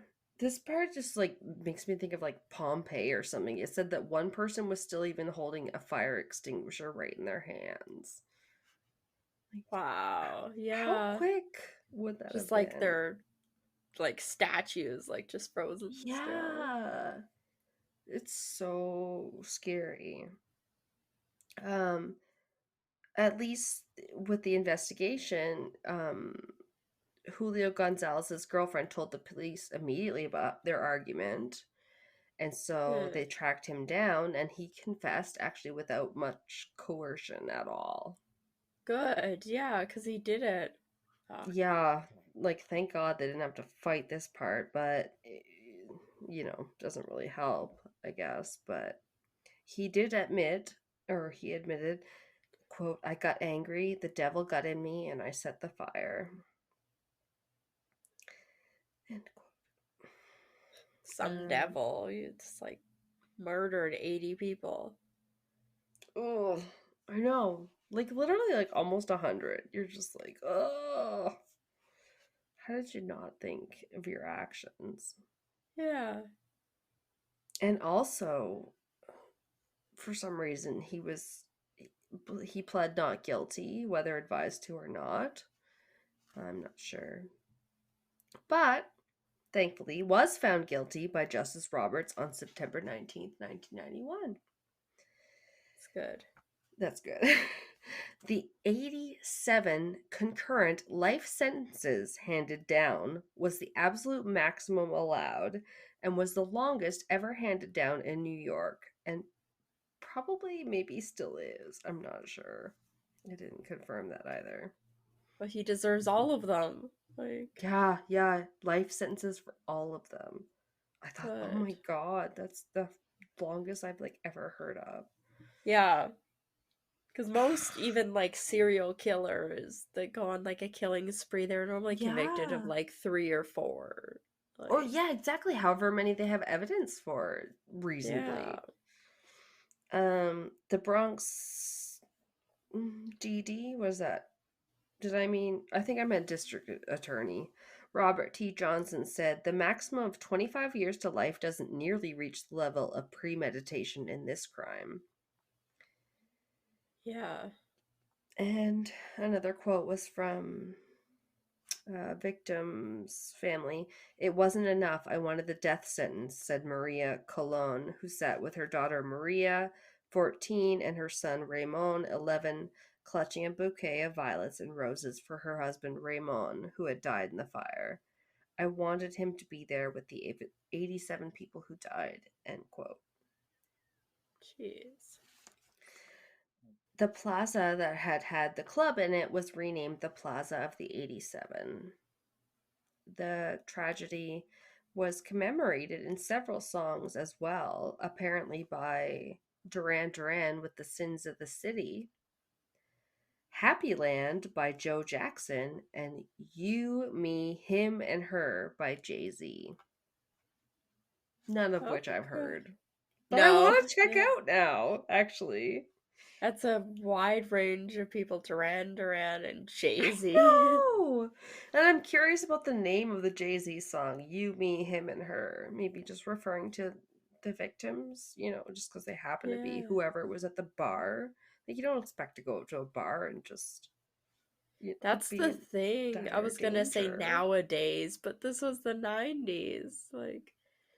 Yeah. Fuck. Yeah, it could happen to anybody, kind of thing. Yeah, it was just what back then because he couldn't get access to a gun probably is why he used fire.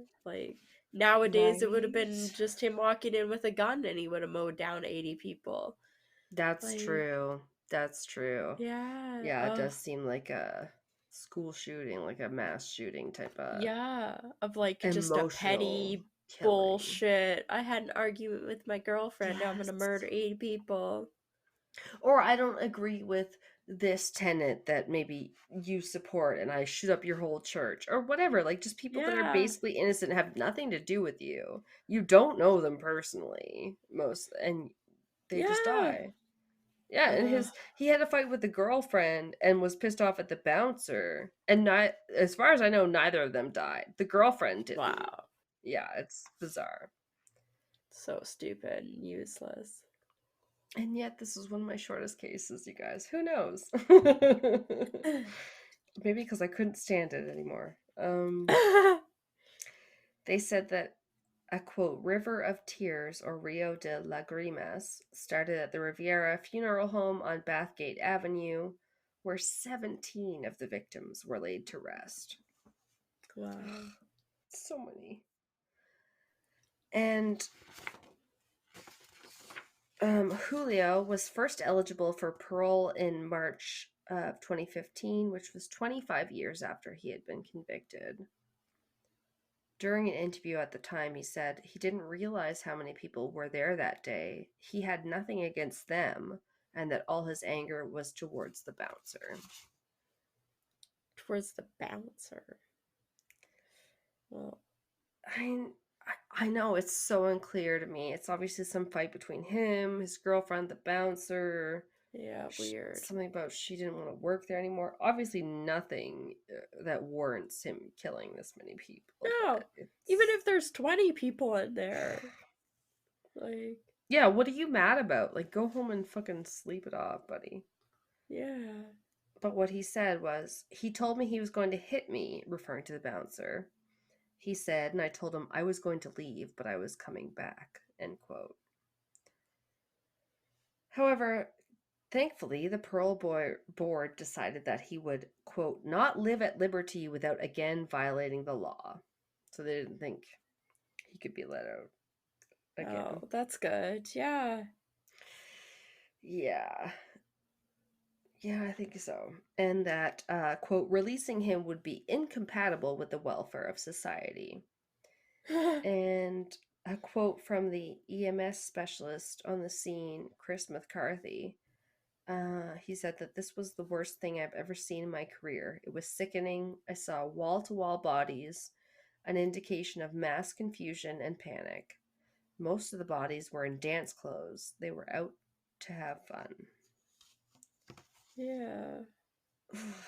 So sad. Now, to end his life, Julio Gonzalez died in September of 2016 at the age of 61. And he died of a heart attack at the Clinton Correctional Facility in Dannemora, New York. I don't know if that's how you say it. Yeah, so he has passed now. Jeez. That's good. Well, at least he was in prison for like 26 years or 20 over 20 years. That's good. Yeah, because in 2015 it was 25, so yeah, over 25 years. Yeah. Jeez. Yeah. Yeah, I honestly think it didn't sound like he was violent very much after that, which is just like, how the fuck can someone just like being drunk or whatever, exactly, and angry lead to this Molotov cocktail of emotions? But scary, so scary. Yeah, exactly. And I would hope that this had fixed him or whatever, but who knows, right? Maybe he wouldn't have been let out, good. Whatever. Let out good. You know what I mean? To end it though, it was very interesting when I was researching this to learn that in kind of a tragic twist of fate, the Happyland fire had occurred 79 years to the day after another horrible fire in New York City. So, okay. It's kind of weird. Now this wasn't pegged as an arson, but it happened at the Triangle Shirtwaist Factory in Lower Manhattan, and it killed 149 garment workers. Jesus. Yeah, so I think that's still maybe the most deadly one. It obviously killed like twice as many as this case. And most or many of them were young female immigrant workers, some as young as 14. Jeez. Yeah, that's rough. They had produced women's blouses, and that fire was the deadliest industrial disaster in the city's history at the time, and one of the deadliest in U.S. history. And they said it happened on the 8th, 9th, and 10th floors of the Osh building. I'm not sure how to pronounce that, but it was later renamed the Brown building. So it was higher up on the floors, so that really had to do with it. But I just thought that was crazy how it happened to the day 79 years after. So weird. And that one it did sound like was more I don't know, misdeeds, like neglect, rather than outright arson, I guess. Yeah, because one of the quotes, because the doors to the stairwells and exits were locked, a common practice at the time to prevent workers from taking unauthorized breaks and to reduce theft. Wow, just locked them in the fucking room. Yep.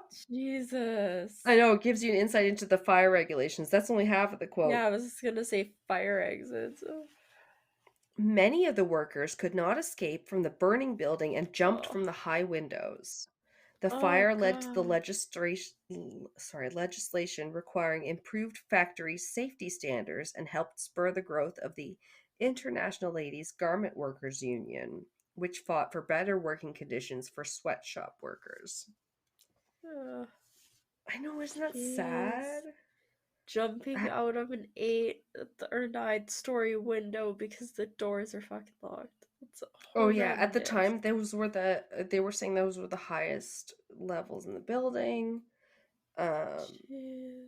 I feel like I've heard other stories like this, maybe too, on other podcasts where they're like, "Oh, this was a horrible fire," and people had to just like jump for their lives and hope for it.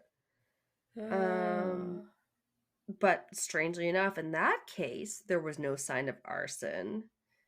Um, yeah. from my skimming on Wikipedia, I basically learned in that fire anyway, because apparently the owners of that building had a history of their buildings burning down.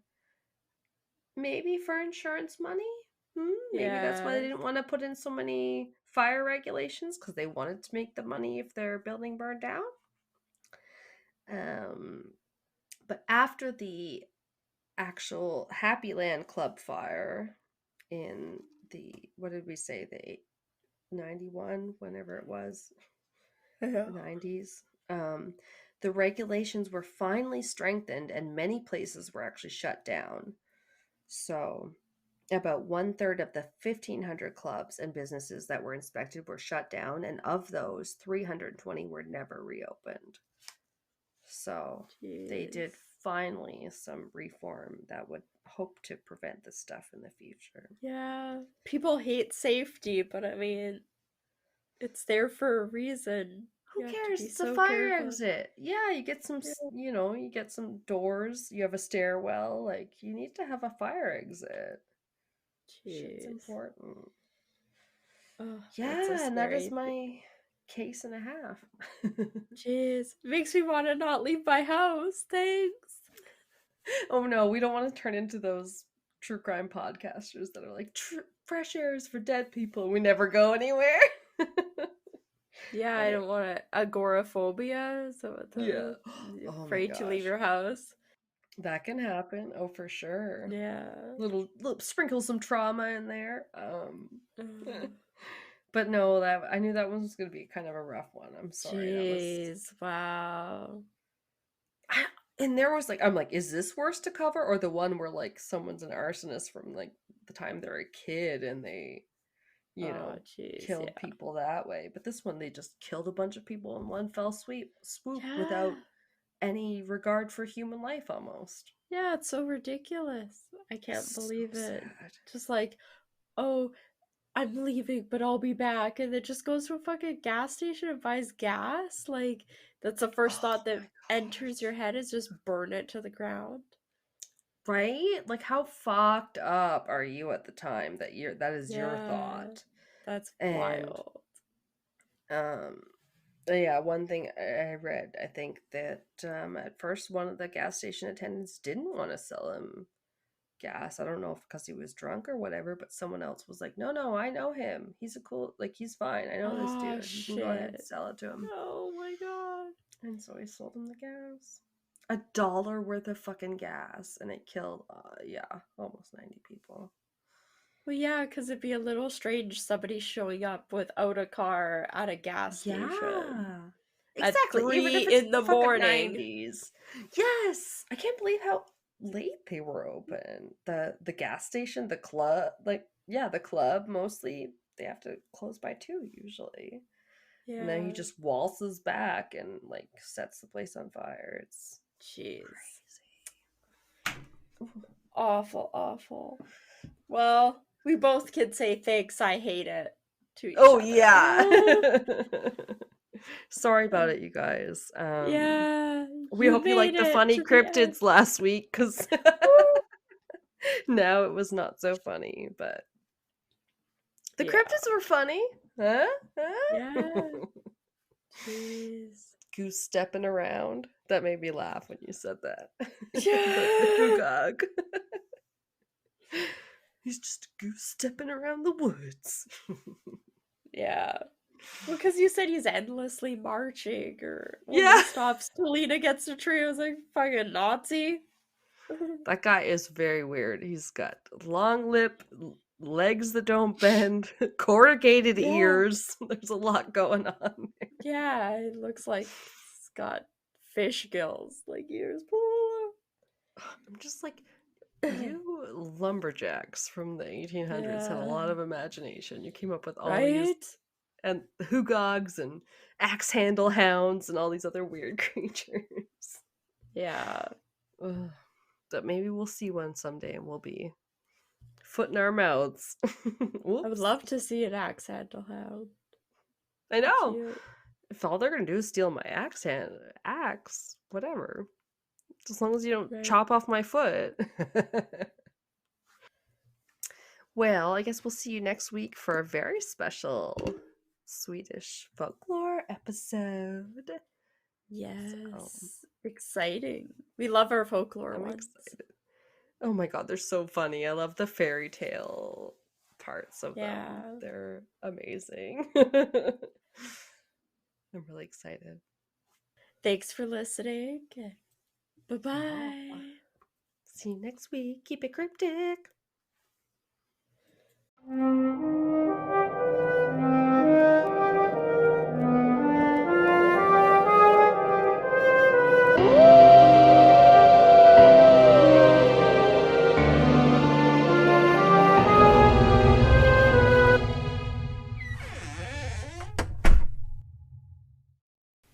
This has been Castles and Cryptids. You can listen to our podcast on Spotify, Apple Podcast, Google Podcast, Anchor, Breaker, Pocket Cast, and our YouTube channel. Please rate, review, and subscribe wherever you listen. Follow us on Instagram, Facebook, and Reddit. On our website, you can listen to all of our episodes as well as view pictures for each of our segments. Check out our Patreon page to view all of our tiers and become a Patreon supporter today to unlock monthly bonus episodes and behind-the-scenes content. We are working on an Ask Us Anything. You can submit questions by social media or by email at castlesandcryptids@gmail.com. Do you have a spooky ghost story, a creepy cryptid sighting, or a thrilling true crime tale you would like to share and have us include in a future episode? Send us your listener story by social media or by email. Please include the name that you would like mentioned. Our music is by Kobe Fair. Our logo and artwork is by Antonio Garcia. Thanks for listening.